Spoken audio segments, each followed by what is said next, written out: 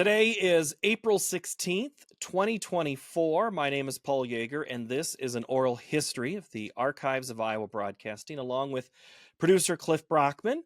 We are talking to Ael Suhr, who is I don't want to say longtime owner, but it's actually true, Al. It's a couple of decades, 40 plus years owner of KWAY in Waverly, Iowa. General manager. You've had a lot of jobs there, haven't you, Al? How do you still introduce yourself? I don't. No. Hi, I'm Al KWAY Radio. Yeah, no. I used to just as the general manager and owner. Other than that, I don't even do that anymore. Scott runs the operation, so I'm there just Scott's to your help him son. out.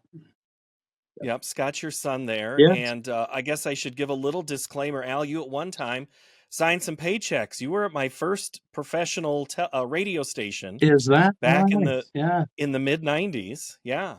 Yes, I recall you as a part timer that I had you from Wartburg College, and I think Bob is the one who originally hired you to help him with sports and a weekend DJ. And I don't think you did much news, but mostly on air. And I think you were engineering ball games. I think my exact title was board operator, I think is what it Yeah, was. board op, And sure, you bet. board op. And Bob Foster is who you mean with Bob. We'll talk about Bob in just a little bit. But Al, I want to start with you. Where did you grow up? I'm a farm boy, a few miles south and a mile west of Hawkeye, Iowa. 525 friendly people. So my folks were dairy farmers, and so us kids got to learn how to be dairy farmers. So I come from 13 kids in the family. I'm number 13. I have a twin brother who's close at 12, but and then I also had two other sets of twins in the family. So there was 6 kids there in a real short time. So And from Hawkeye to Waverly, not that very far away. No, we got into the industry because we were, at least I did anyway. I have a twin brother, and we did all kinds of entertaining. Did that in junior high. Started making some money playing at the Farm Bureau annual meetings, Luther League, those kind of things. And young enough that our parents had to drive us to the events. So I got into radio because I liked the entertainment. That's where I learned most music was off the radio. And also, when you're 12th and 13th in line for the dairy farm, there's usually not that much farm left to go around. You have to find something else. That's right. Yeah, that portion was pretty small. That was the garden. Yeah, if you were lucky, you got a couple of tomato plants. There you go. When you say your brother and you were entertainers, what was the name of your act? Because I thought you had a name. No, we were the Suhr twins, and his name was Mal. I was Al, so it was. We just had my pal Mal. We joked around. We had a lot of fun entertaining. So took off after our senior year, and we went down to Missouri and sang for Bill Cody's wild show that he had down in Marshalling, Missouri, and came back and did some more entertaining there. And that's when we decided to go to broadcasting school. From there, we got into radio. Which broadcasting school? That was Brown up in Minneapolis. Yeah. And your brother, did he go to school there too? Yes. At that time, you couldn't work in radio unless you had your second phone, third phone, or what ticket you ever got, first, second, or third. And so you had to have one of those. You wouldn't be able to even work in radio unless it was just sales. And he also... So how did you come to KWAY? How did you get to KWAY? Was that your first station job? I took a job in Maryville, Missouri.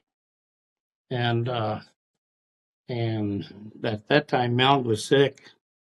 And so we split up the act, and he was recuperating, and I took the job in Maryville. KNIM, I believe, Kansas, Nebraska, Iowa, Missouri. That's what that stood for, down in Maryville. And then I took a job back in Old Line. Got into sales with Sears, and I went from that back into radio with KXEL. And after KXEL, then my wife and I bought KWAY Radio. Did you have, was owning a station always the goal? Owning a business was. Didn't know that it was going to be radio at the time, but we wanted to own a business, yes. So And your brother then, and Mel, and I just, he went to work for Al Layton, and Layton had quite a few commercial properties, and he worked for him for I don't know, 5 maybe 10 years, and then he bought his first station too. So two brothers from a big dairy farm. Yeah. You both are entertainers, and you both are station owners. Yes. Yes. And he was down in Knoxville, Pella area, right? He's in Knoxville. He's got one in Perry and Knoxville, and golly, I forget the other ones. He's got 3 different places that he's at. So. And what year did you get KWAY? And that was in '83. I went to work for John Talbot for a year, and then bought it from him in '83. What was the station like in 1983? Oh, I tell people, it's just, first of all, it's a AM daytimer, 1,000-watt daytimer, directional. And back then, the AM was more sellable than the FM. I tell people when I bought it, most people brag that they buy state of the art, and I tell people I bought the state of the art. I had some pretty old equipment. The transmitter was the AM was the 1957 RCA, all tube, heavy. I mean, big old cumbersome thing. And our towers where we were on site, where the towers were, so all kinds of RF issues. So we really had to pay attention to anytime somebody made electronic change, whether it was changing a plug from one to another, it would change the station. Sometimes we'd be able to hear our AM on the FM side, and not supposed to. So we really had to watch that. So the FM transmitter was from '75, I think, when it went on the air. So I've replaced all those twice, I think, since then. In 1980, back then the boards, the size of the on-air boards were bigger than a normal piano. I mean, they're huge. And then I was back with the teletype. Come in the mornings, and the paper was jammed, and of course they ran all your features at night, and so you had to come in and make sure you tore the news and got it ready for everybody else, and plus do the morning show. So I didn't do much on the morning show after I purchased it. I got people to do the shows, and I made sure I took care of the business as far as making sure everything ran right, and then I was in charge of the sales. Which is, if you want to generate revenue, if you want to stay in business, you better generate revenue. So. And you're on air, so that you're saying is your on air career was fairly short. It was. I didn't do much of that on purpose, and I didn't really get into it to do that. I liked the show, liked doing some of the music, and I could do features, but pre-recorded features. But I got into it because of the music and sales. I enjoyed that more than anything. Let's talk about sales. We haven't done many oral histories with salespeople. What sells? How does a radio station? How do you get someone to say yes to buying time on your station? Well, most of the time, you have to start with a basis of are you looking for a way to help generate more revenue? If I can have business people start with that, I don't have to start with radio. I need to start with are you really searching for a way to generate more revenue? And if you are, I have some ideas. And that's really where it starts. And so once they start using radio, and I give them a list of people who are on the air, who did use radio, or are using radio now, you'll be surprised. It starts catching on pretty fast. But first, you got to have a product, number one. So I make sure I protect the air chain, pay attention to what type of music we're playing, who our audience is, and kind of important. And then you start building your base. We're a full service small station. I'm not trying to be the big 100,000 waters or the 50,000 waters, but there's a place for us. Matter of fact, we find our place quicker than some of the old bigger stations do because they can't refine their coverage small enough. That sounds very community oriented, and you have to be hyper local. Waverly, Waterloo, Cedar Falls, Janesville, Denver. I mean, you know where your target is. You're probably not broadcasting to the people of Hawkeye back home where you grew up. No, I get people that call me occasionally and want me to do some stuff with it, and we would maybe do some special features for them, but most of the time, no, it's local. And the more people we can get on the air that are local, get names of people that are community names, whether it's for the police chief or the principals, the superintendents of all the schools. I mean, we're known for our sports coverage. Tons of, I've got quite a few sports announcers who have gone through our door, started at KWAY, and that was one of their first beginnings of learning how to do broadcasting, the rights and wrongs of quit picking fights with referees and just call the game. We let I have a real strong feeling of that, by the way. So we never criticize the officials. We can let the parents do that. We can let the fans do that. We make sure that we just call the game, have fun doing that. So we do it. I think if you check with the Iowa athletic boys athletic union, we probably did more sports than any of the other stations in Iowa. From wrestling, we were the first ones that really did a lot of play-by-play of wrestling.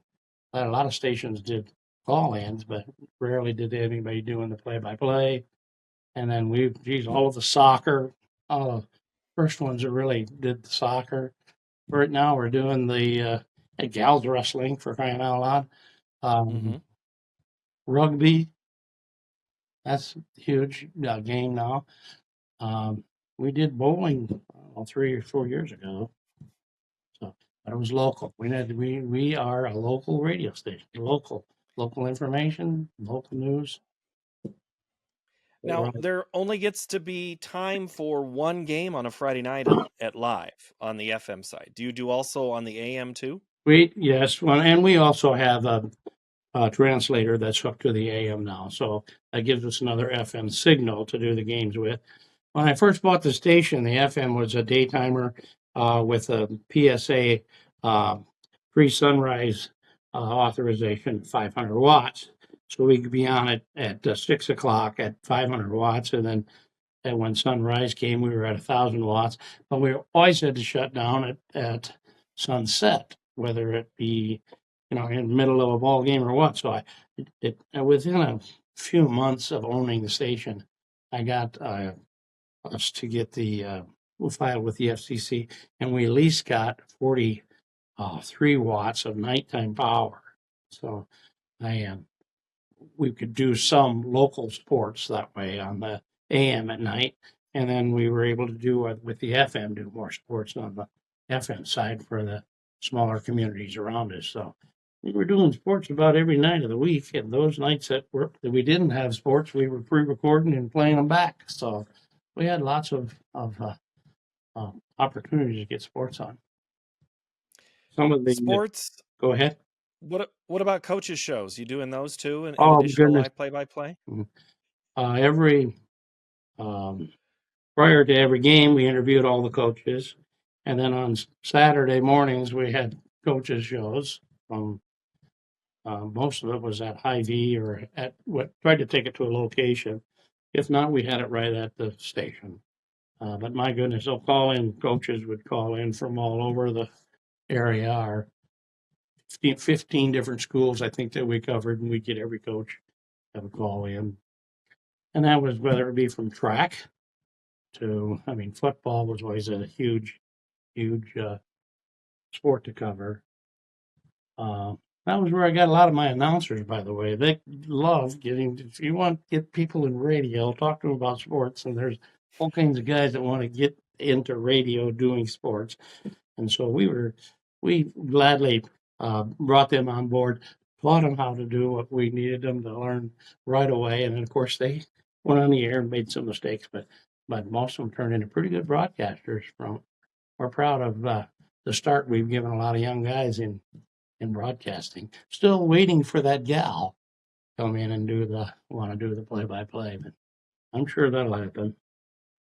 Well, the outgoing director of the Iowa Girls High School Athletic Union is always looking for a female play-by-play or analyst, Sure. and always wants to find it. So if you find one, you might lose her right away. to the statewide level. When you say sports announcers, I'm going to go back to the beginning in 1983. Your staff was how many people? Oh my goodness, we had two gals in the front office. I hired a full-time and a part-time news person, and then we had a DJ for each shift. So it was morning, middays, afternoons, and then evenings. So we signed off at 11 o'clock, even on the FM. They were signing off at 11. And so I had the four broadcasters for that. And then I filled in with part-timers on the weekends, as you well know. I do. And Yeah. how many of those people at the beginning were doing sports? I mean, were you as focused on sports then? Right away, as you bet. have evolved? That was our initial. Oh, well, there was a guy here by the name of Ron Novotny, and he had lots of people that did wanted him to do play-by-play. So for a short time while he was here, he kept his sports thing going, and he did some of the sports shows for us too. He left, went on to down with John Talbot at another station in can't remember now. KNID in Wasn't Ron at Harlan? KNID in Harlan. Yeah. Yes. Yeah. So he went with that. But yeah, we've always been doing sports. We've done it way different than what they used to do sports back then. Let's put it that way. I made sure What do you that mean? we did halftime shows, interviews, that we filled those up with information, local names, local everything. I don't care if we'd interview the cheerleaders, the moms of the football players. We got everybody involved that we could locally, local names. That was important. And I think A calling card for you. I'm sorry? A calling card for your Yes, station. you bet. Yeah. Yeah, I caught all kinds of heck when our banner was stolen. So I had my wife make one quick. Well, the only color she had was the green and gold around it. Well, I caught heck because that isn't our colors for Waverly Shell Rock. They thought we were making a Columbus banner or something. So, oh well, you learn, don't you? That's a whole new audience of people to go after. The Columbus crowd, right? Yeah, Not just the Waverly crowd. And I go to get to those stations, you had in the beginning to do phone lines. So you had to make sure that there were phone lines in all of these gyms and football stadiums and in small towns, the Decorah, Crestwood, Osage, whoever was in the conference there probably didn't always have radio stations. So because initially it was all via phone line, right? We took our district and of the district of all of the teams that had radio stations, we divided up which schools didn't have it, and we all paid for our share of lines to be put into those schools. So I paid for my home, your Waverly, and then I had three other ones that I put it in. And then I think Charles City was in it, so they had three, and so all of us took turns in the beginning of the year to install phone lines for a year. And then if we were there, it was our phone line. If somebody else was there that didn't have a phone, they could use the phone line. Yeah. But if there was any one of the three that were there, whether it would be if it was some kind of a playoff or whatever, they had to put their own phone line in. We already had gone together and put the lines in, but yeah, that was always a challenge to make sure that happened. The hardest thing was when they started switching from analog phones to digital and didn't tell us. So when we get to the game, here we are trying to hook up to a digital phone with an analog equipment. We were burning out their systems. It didn't work well. So we eventually went to cell phones right away. And we can cover most of our areas with a cell phone or a hard line or using the internet phone. Did any good stories of times when a signal didn't work or you lost a broadcast midway through? Or I wouldn't call them good stories. Memorable. Oh, they're memorable stories. Yes. Yes. And it would talk about inopportune times. It was right when the last score was going to be done, or right in the middle of a call that you didn't know which way it was going. It was always something that was exciting happening, and I'm sitting here with the phone beeping at me, and we're trying to go back and make things let people know what happened with it. But you know what? That's how part of the phone dealing with phone lines was part of it. Not only that, there was the quality. My goodness, some phones where the hum was louder than the audio. So we tried to switch lines and get different. Try calling back or whatever. Those were the times, I tell you. Then they had equipment you could use where you hook up on both ends of your phone line, and it was supposed to change it to digital, but it kind of worked. Not the tie line type technology, well, maybe? Is that the tie line was more for the computer okay stuff, but it was similar to that. Yes, it was a small computer on each end that you were hooking up, and it was digitally trying to talk to it. So, yeah, the tie line we have that now. That's quite the machine. Were you always listening at home to these broadcasts? Oh, yes. Oh, had to. I liked sports, number one, but I held our standard where it needed to be for our play-by-play. So they needed to know I was listening at home more than me listening at home. They needed to know that. But you know what? We hired good guys. They were sincere. Mine was more so to help them get off of a habit that they had or get stuck on a phrase that they always kept using or you didn't realize it until after the game. And so that was my teaching opportunity for them. So, but other than, I always enjoyed sports. So played a little bit of it. Couldn't do much when I was in high school. Was on the farm milking cows, but I sure enjoy the play-by-play. Did you have a notebook or note cards and you would say, all right, Ron, you did this, and Bob, you did this? And is that how you offered feedback? No, a lot of mine was done on the phone to the engineer at the station with the next break they take. I want to visit with Bob or Owen, so we would direct one-on-one with it. I didn't want it to be a negative. I wanted it to be hey, I can still make some corrections here and make it positive, but they just needed to know when I'm talking to them that I was listening. But there's more than just play-by-play. It's not a selfish thing. It's something you need to really sit up and take note and learn from. So, gosh, was selling Was selling these sports broadcasts easy if they were winning, or were they just easy because they were the community that you'd kind of fallen in to cover a lot? Well, it didn't hurt if they were, some schools are winning schools. I mean, they just about everything they touched, they won at. Other schools were just excited when they'd have their fourth year and they'd have a great, their freshmen finally became seniors and they had a great season with it. So it didn't make it. I don't know. That it made it easier. They were more excited about being part of it, I guess. But we always try to cover every community, no matter win or loss, what the record was. Occasionally, we'd have some women's basketball teams that ask us not to cover.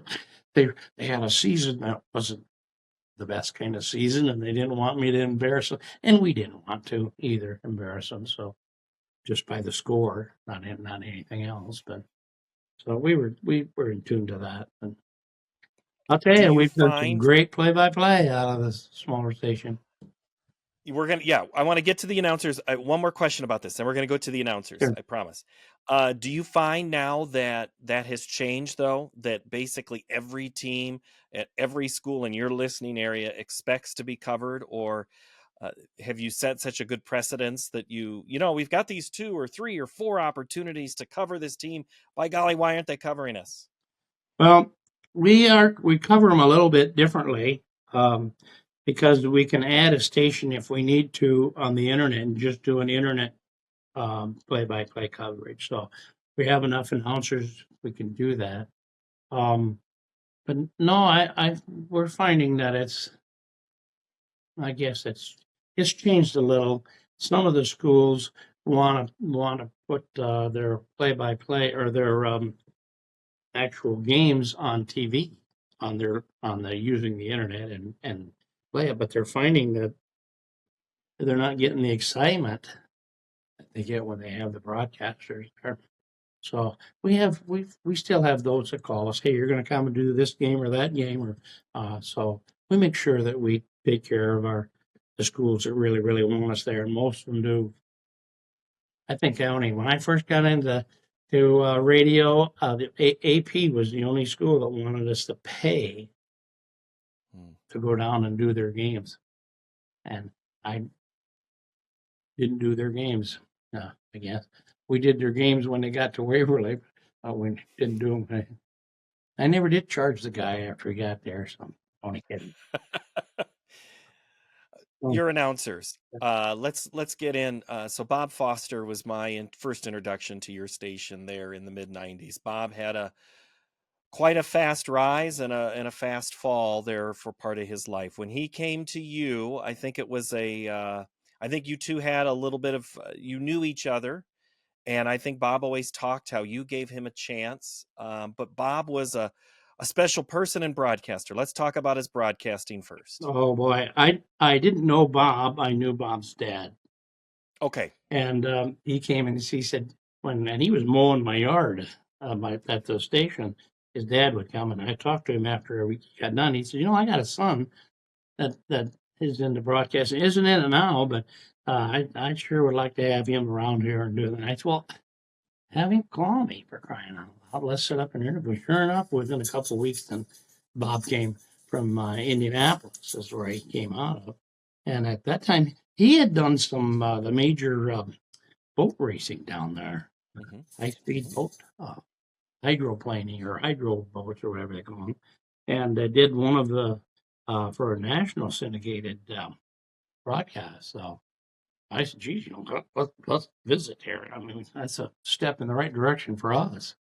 And so when he came here, he brought a lot of talent, great ballsy voice, and love for the sport.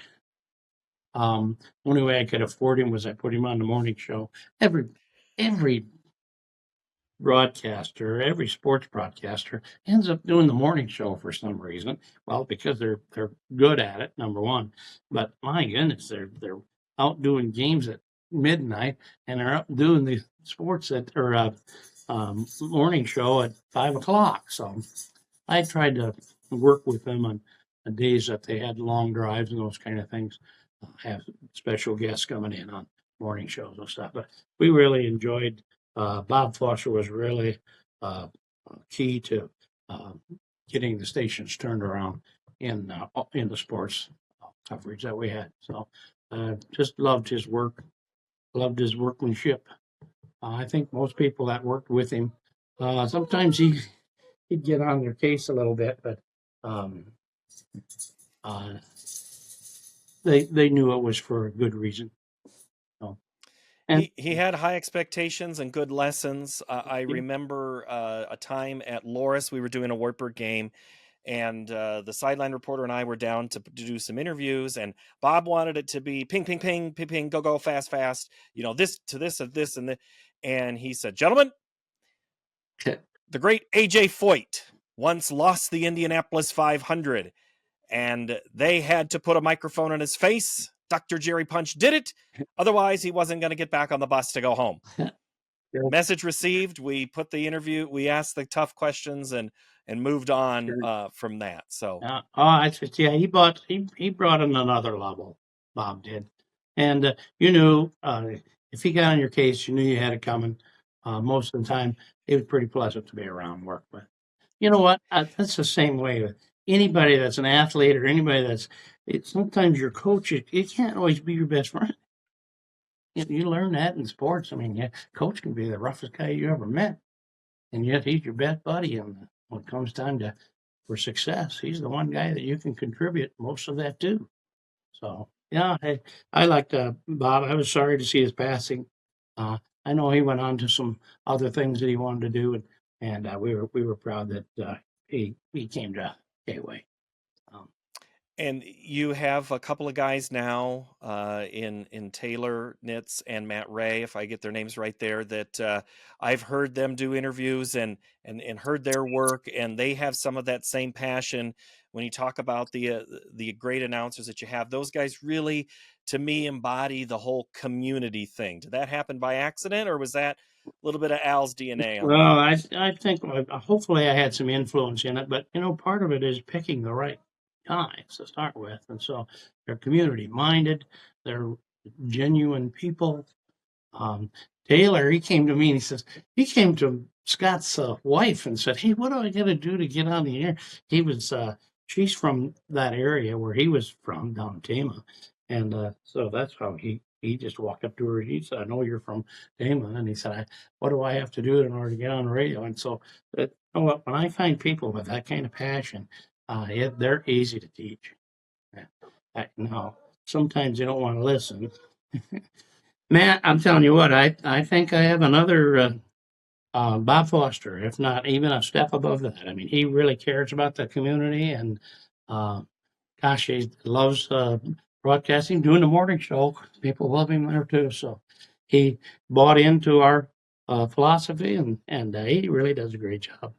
Taylor is he's on his way to doing that. So I feel we've got two really good sports people now. Well, what does the station look like now from that 1980 early 80s to now? I mean, there's automation, there's you can voice track some things. Is the morning the only one that's live other than the sports, or? Sports is live. Yeah, and the morning show is live, but I pushed the morning show it goes to almost 1:00. So you're live so I guess it's more than the morning show. So the morning and middays are live. Thanks to computers. Fed people, we did our 50th class reunion a few years ago, and I got to thinking, what is the one thing that our generation is going to be known for? And it's not, we didn't develop the computer. I mean, that was done before us, but we brought it into the workplace. And that took a lot of, especially in radio. We'd have people call us and say, "Hey, look, this is what we have for computers," and we say, "But can it do in this, and can it do, and will it do this and that?" And because of those questions that the announcers and sports guys and salespeople ask, that's how they got developed into a great system. Now the automation sounds like it's live. I can play I can actually take care of music better now than I did back when in the 80s because I know what records are being played. I before it was the rotation of the the old 45s and the turntables. And that might have been what it said you're supposed to play, but now that the DJ play it, I don't know. I can tell you what played now, and I can make the changes on the music. I can control the rotation of the music, all that. So it's so much better now. Thank you for the computer, Rory. Boy, they've just made our life easy. I needed those 2 gals in the morning when I first bought the station. We were paper logs. You know what, man? Power that was. My goodness, we had to write just tomorrow's log had to be done prior to obviously tomorrow, and then the announcers had to write every time down with every commercial ran, and then our programmer had to make sure that the music was the right music playing at the right quarter hour. I mean, it was labor intense. So the day after the log was done, then the girls had to go through yesterday's log and write down the times again by hand for billing. And you had those for affidavits. I mean, it was, oh man, it was time spent, I thought wasteful time, to be honest with you. Now we can spend a lot more time being creative. Right. And putting music mixes together, those kind of things, which makes radio sound much better. So we still. Well, I'll ask the sales guy. I have an old DJ friend that used to say the salespeople would come in and say, "Oh, we don't give a rip about your music. We don't. That's the stuff that goes between our commercials." Yeah, there's some hardcore guys out that do that. If the salesman was doing that, it was to get under somebody's feathers. They knew better because all you have to ask him when we play rap music, he'd been first to tell you, no, that makes a difference. Music does make a difference. So, and especially our area, we don't have in Waverly, Iowa, we don't have that big a genre between different kinds of people anymore. I mean, it's my goodness. I could play country and get away with just about any country song on a rock and roll station. But you can't do that in the big cities. You turn more people off than you would on with your format. So you have to be cautious as to who your target audience is. Our target is much bigger than what a station in Des Moines would be. You get too big a population there you'd make too many people mad if you didn't target a group and try to play for everybody. You can't do it. You can't satisfy everybody. So you really make it sound like you're in broadcasting. And you're not niche cast. That's right. I'm broadcasting. You bet. Yeah. What is the difference between you and a large Des Moines station? I'm sorry, I was coughing. What is the difference between you and a large radio station? Oh my goodness. Well, first of all, I do obits. We read the obituaries. I don't do that in a big station. I had a guy coming from Wartburg, came out of Des Moines, went to Wartburg, visited the station. He says, "I can't believe it. Why are you doing obits? Why are you reading the obits?" I mean, because that's important to everybody in our neck of the woods. Younger people today put up with older people music because that's what they grew up with, listening to. Now, probably less and less of that anymore because they can go to their room and listen to whatever they want to now. But before, on the farm, if we didn't have country music on, the cows wouldn't milk very well. I mean, it was, at least that's what Dad said. So the difference between the big stations is we are community. I mean, I don't know how else to say it. When people die here, we sincerely grieve for them. We know that family. We know we know the story behind it. We know they've been suffering for whatever. I mean, we know the people that we're talking about with this. They don't know that in a big city. Don't know if even fair. Right. Do you do farm markets? Have you ever done them on the station? We we don't personally do them anymore. We do them. We have a farm program that we get those from. Yes. Yeah. That's And then early morning and then noon and evening. And then what about like the old radio tradio where the swap meet? Has the station ever done one of those? Oh yes, swap shop. That's what they called it. And I've got that started when I first bought the station. Don't do it as much anymore because of the Waverly internet they have. That I don't want to put them out of business. To be honest with you, but we have other ways of getting that on for them faster with our YouTube stuff that we do. But yeah, that was a big program for it. Matter of fact, my first job radio was in Maryville, Missouri. Was at the Swap Shop show was brought to you by the Marymount Shopping Center in downtown Maryville. Yeah, I still remember that. The jingle still holds. Yeah, hangs on. Do you find that the station, what connects? I mean, we talked a lot about sports in this interview, Al, but does the station, is it still the biggest touch point with the community? Is still sports, or is there a program, and has that changed over time? If there is something other than sports? Well, I think the thing that ties you to the community is that they know if there's things that happen, you're going to report it. So whether it be on the community calendar, whether it be a prominent individual that passed away, whether it be the national championship or whatever, we would have it on for them. So we're an information place that even if we didn't cover it live, we could sure tell you what happened, when it happened, and be a point of information for you with it. So I don't know that there's any one program better than another. I wish there was still Paul Harvey. Enjoyed that program. I think everybody did, but nobody does that anymore.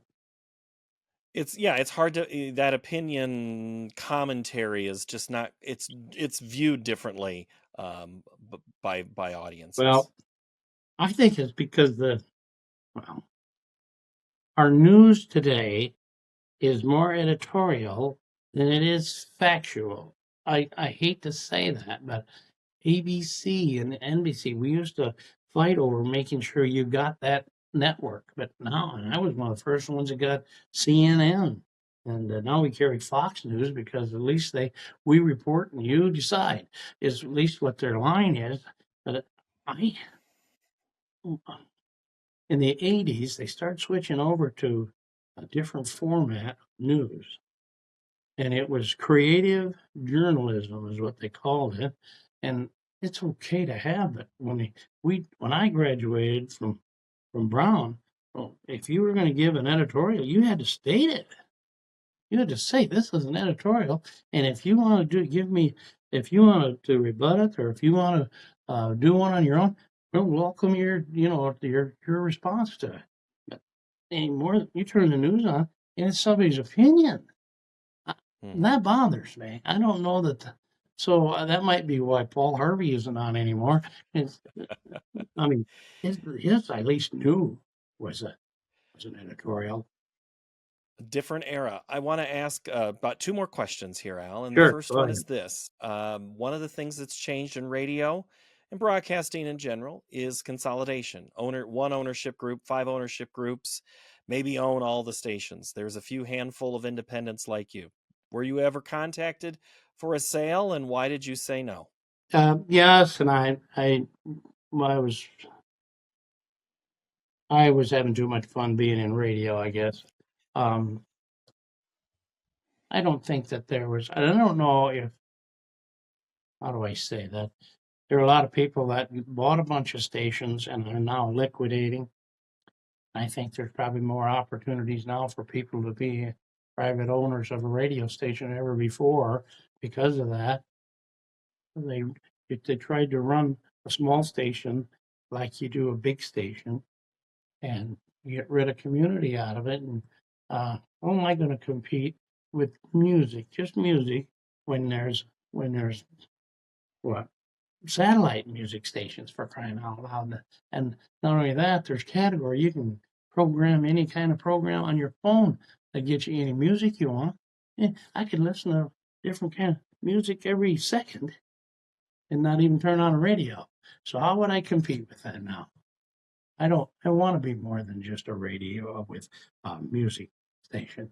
I want to be the mix of music and information, music that doesn't have to offend anybody, uh, and information that's countable. You can, that it's truth, not fiction reporting. I mean, it's that is, I think, what people rely on. Well, boy, at least that's why I think they turn on KWAY Radio. We care about that. I'm not saying you're writing your obituary here, Al, but what do you think the first line of your career? How are you going to be remembered? Mm-hmm. Well, I don't know. I haven't given that much thought at all. I've been too busy trying to influence people in the right way, I guess. Honest. He cared about the community. I've been involved with just about every aspect of Waverly, from child care to utilities. I've been on their boards. So I guess just, I don't know.